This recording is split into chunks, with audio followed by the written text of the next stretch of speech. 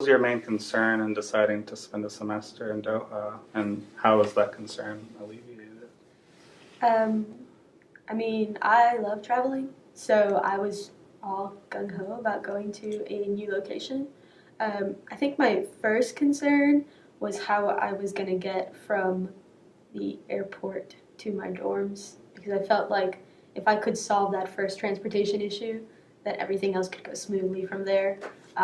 Luckily for me, the person in charge of international relations on that side actually got me a taxi from the airport. So they were waiting for me when I got there. They helped me. Guy's name was Daryl. I'll never forget him. Daryl helped me like pack all my stuff in and then brought it up to my room. So I felt like that was enough for me to be like, okay, I can transition now. Um, Other than that, my parents were slightly concerned about me going into a region that's like deemed a little bit more unsafe by the United States. And I actually was lucky because I had friends of a friend who were living there. And so they were able to check up on me and tell my parents, like, hey, don't worry, your daughter's gonna be fine. This is what we know, kind of stuff. So it was good. Did you feel safe from the get-go? I did feel safe from the get-go. There was nothing too concerning. There were a lot of guards everywhere, so I wasn't too concerned about uh, safety for myself. It was a little strange learning the new rules of like somewhere new, but that comes with the territory, right? You're in somewhere new, and that took me a while to like get over the social faux pas I was making, and then I was good to go. Pretty much felt pretty assimilated into it. Yeah. What did you find attractive about the academic programs?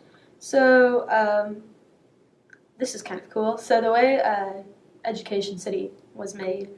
So Education City is essentially this like area of Qatar that has been completely fenced off to some extent, where there are like 7 to 8 American universities all centered within like one area. In Education City, these universities are side by side. So, for example, Carnegie Mellon University is next to Cornell University, and this was pretty cool because I was able to take a course at Cornell, something that I would not have been able to do essentially while I'm here unless I wanted to go to Pitt. But you have the opportunity to take design classes at Virginia or University of Virginia. You can take classes at Northwestern. You can take all these like different academic classes at different universities at the same time in Education City, and they're all within like 10-minute walks of each other. Um, Academically, I wanted to go take a computational genomics class, which is actually not offered here. Um, this in Pittsburgh. It wasn't offered in Pittsburgh at the time. It was only offered in Qatar.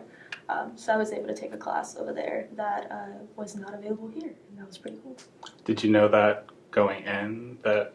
Yes, I knew what my schedule was going to look like. I did not. I knew some of it was going to be hard. I did not necessarily know how tiny some of my classes were going to be. So I had a developmental biology class, which had 2 students in it, me and one other student. Um, and the rule of thumb for classes in Qatar is essentially if you have at least 2 students interested in a class, they will most likely not cancel it because they want to ensure you have some variety in your schedule. And just because everybody might be taking one kind of class does not mean you are automatically having to take that class because of like lack of your interest.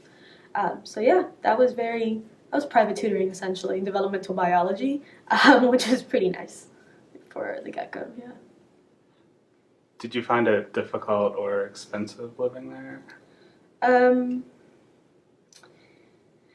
it was not expensive compared to the United States. So dorm wise, it was probably like $2,000 cheaper. Um, it was a little bit more expensive in terms of having to get transportation to go to locations because you essentially have to Uber everywhere. There's no form of public transport. But for the most part, it was a bit cheaper. It was a little bit difficult taking money out because there was some limitations on like how much an ATM can give you at a time, which is about 2,000 reals. Food-wise, it was super cheap.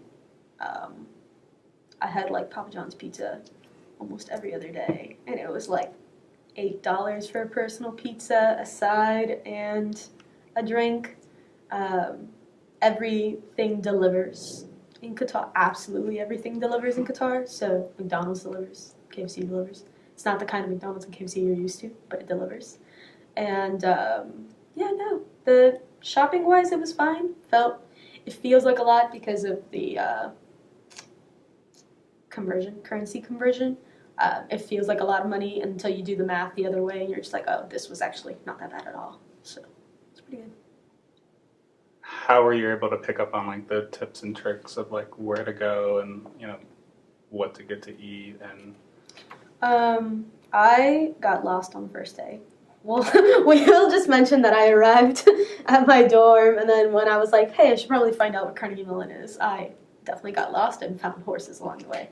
But no, so there is a list essentially given to you when you get there of nearby locations.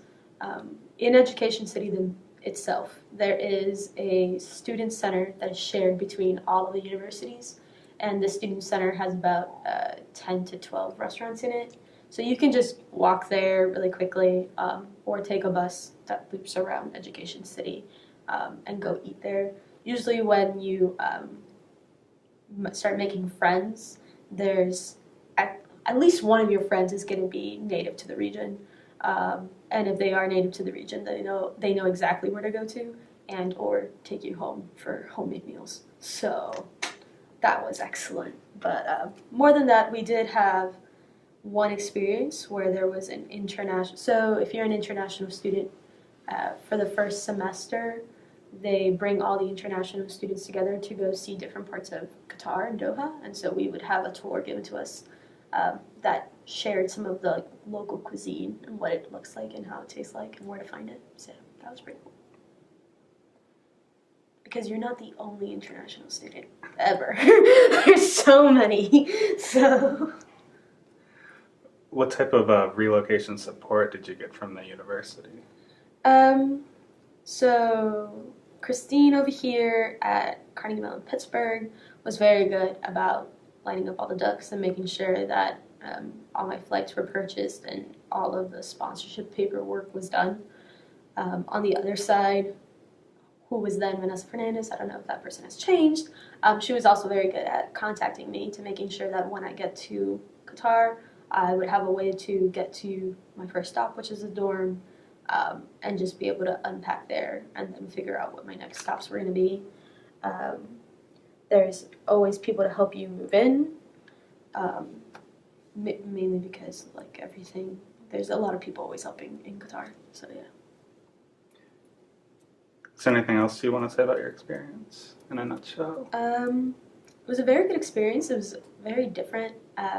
I've been through like multiple culture shocks in my life, just from the sake of going from Miami, Florida, where it was a predominantly Hispanic population, where everybody would like hug and kiss, to going to Pittsburgh, where it was like, oh, learn how to handshake, and that's a thing, and then going to Qatar, where it's like, not much physical interaction is encouraged. But overall, I thought it was a very enlightening experience to kind of see how the other side of the world lives, what are some of their concerns. I was there during the 2016 election, so there was a lot of political concerns and border concerns that were kind of like heartbreaking to witness and watch. There was a lot of support. For my birthday, someone made me dulce de leche cake, which was delicious, and I was just really surprised. It's very tight-knit, and it's very much like a family in Carnegie Mellon, Qatar, because the entire school was about 400 students.